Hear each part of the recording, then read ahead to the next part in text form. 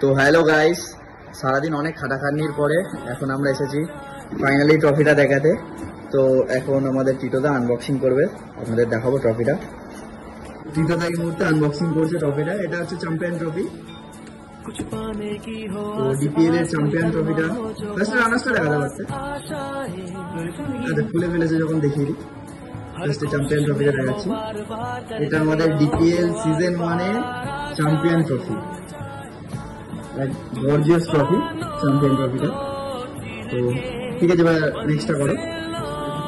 আমাদের runners up ট্রফিটা unboxing হচ্ছে।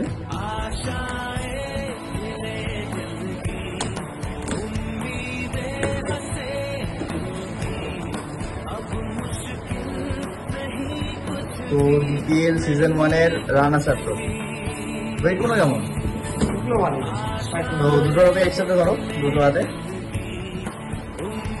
তো একদিকে আমাদের চ্যাম্পিয়ন ট্রফি, একদিকে runners up trophy. DPL season 1 এটা আমাদের ট্রফি এসে গেছে আজকে ফাইনালি।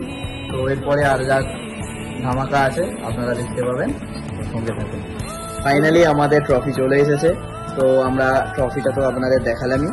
তো আমাদের এই টুর্নামেন্টের যে কর্ণধার টিটোদা, সৌমিক দাস ওরফে টিটোদা, সে কিছু বলছে টুর্নামেন্ট সম্বন্ধে।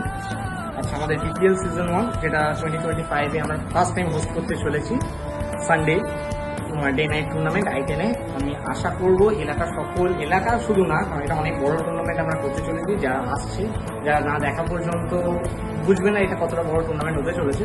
তো সকল ক্রিকেট প্রেমীদের কাছে request, participate must be participate করতেই হবে, আর গেমটাকে এনজয় করতে হবে। তো বেস্ট অফ লাক।